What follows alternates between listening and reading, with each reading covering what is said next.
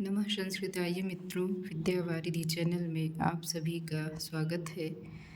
उत्तर सीताचरितम के विद्याधिगमः के श्लोक संख्या 1 से 10 तक का हमने अध्ययन कर लिया था।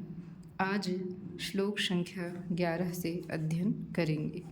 अतिमहति सुजन्मनि स्वयं हि श्रुतिनिधयोऽपि उपचिन्वते वपुंषि शीतमहर्षि कुतोऽनुरश्मिजालं प्रभवति हन्त कुतश्च शीतरश्मौ।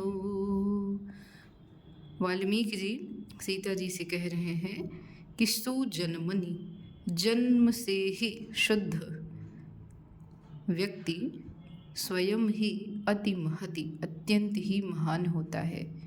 जो व्यक्ति जन्म से ही शुद्ध है वह व्यक्ति स्वयं में ही महान होता है। और वपुंषि, उसके शरीर में श्रुति निधयः, श्रुतियों का भंडार, श्रुति से तात्पर्य वेद धर्म शास्त्र इत्यादि से है, तो श्रुतियों का भंडार अपि चिन्वत उपचिन्वतेह, समृद्धि को प्राप्त करता है, परिपुष्ट होता है, समृद्धि को प्राप्त करता है। किस प्रकार से? स्वयं ही उसके शरीर में समस्त श्रुतियाँ समृद्धि को प्राप्त करती हैं, उसी प्रकार से जिस प्रकार से शीतमहसि रश्मिजालं कुतः प्रभवति, जिस प्रकार से तीक्ष्ण किरणों वाला सूर्य में रश्मिजालं कुतः नु प्रभवति, कहाँ से रश्मि का जाल अर्थात किरणों का जाल प्रभवति उत्पन्न होता है, और कुतश्च शीत रश्मौ, और कहाँ से शीतल किरणों वाले चंद्रमा में।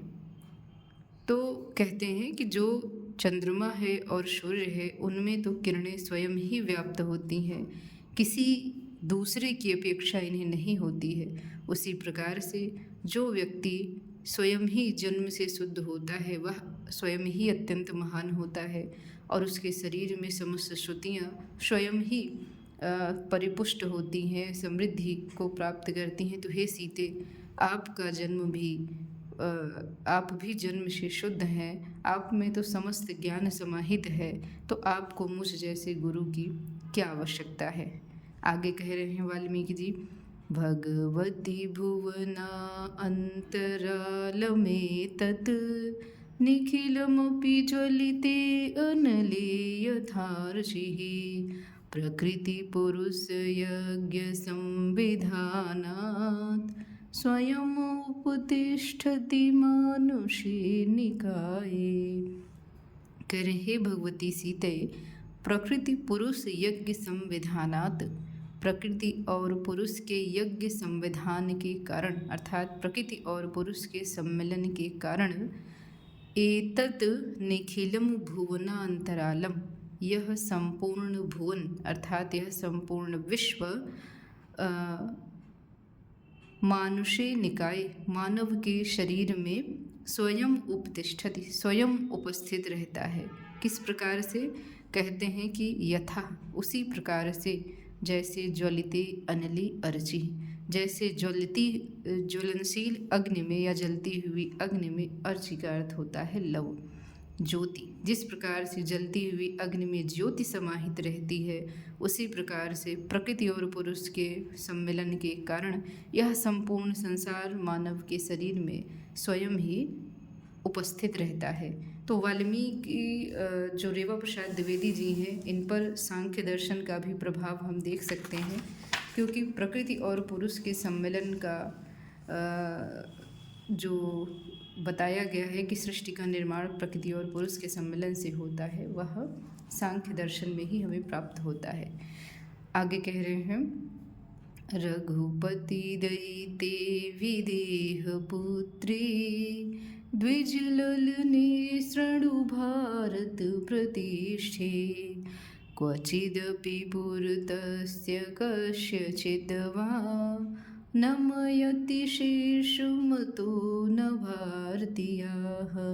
कह रहे हैं वाल्मीकि जी कि हे रघुपति की दयिता अर्थात रघुपति राजा राम की पत्नी, विदेह राज जनक की पुत्री और हे द्विज ललना, द्विज ललना कहते हैं, द्विज माने श्रेष्ठ, ललना माने स्त्रियाँ, जो स्त्रियों में अत्यंत ही श्रेष्ठ हैं, सतियों में अत्यंत ही श्रेष्ठ सीता जी को कहा जा रहा है। तो द्विज ललने से तात्पर्य वहीं से है।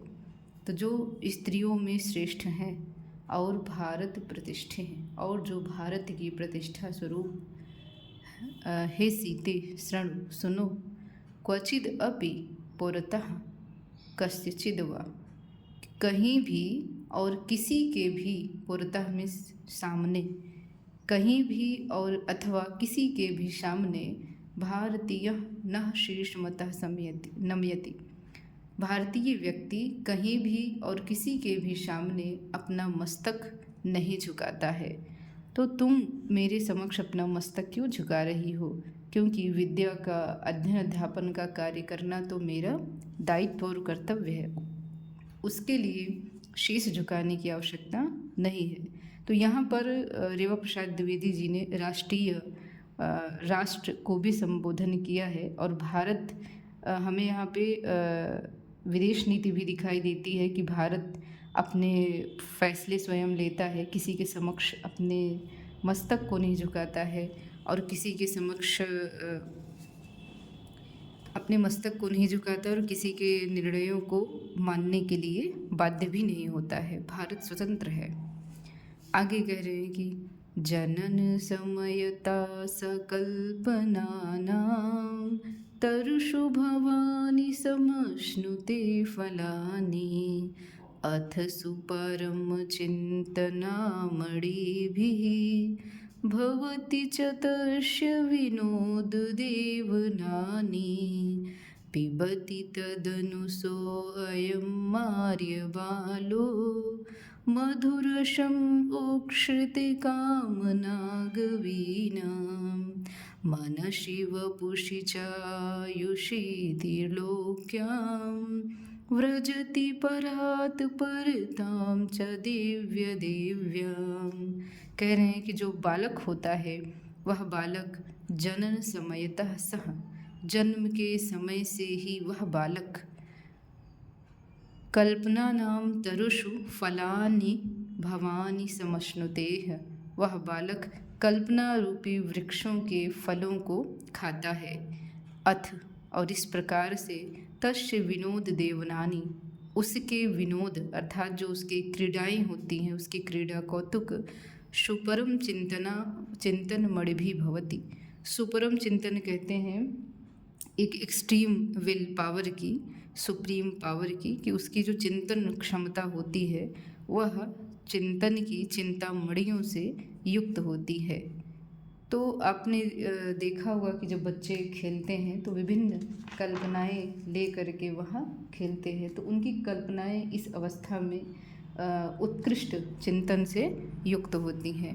तदनु, और इसके पश्चात, अयम आर्य बाला, यह आर्य बालक, कामना गवीनाम, उच्छ्रिति, उक्षिति कहते हैं उदात्त रूपी कामना, इच्छा, उदात्तता से युक्त, उत्कर्ष से युक्त कामना रूपी गवीनाम, गाय के, मधुरसम, मधुर रस का अर्थात मधुर दुग्ध का, पिबती, पान करता है, और मनसि वपुषि च आयुषि, मन से, शरीर से और आयुष्य से, त्रिलोक्याम, इस तीनों लोकों में, परात परताम च दिव्य दिव्याम व्रजति, वह दिव्यता को और परात परतः को व्रजति, प्राप्त कर लेता है।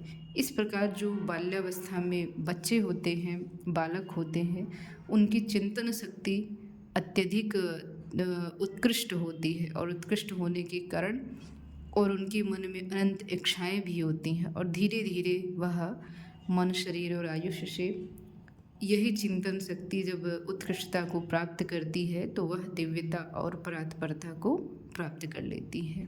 धन्यवाद।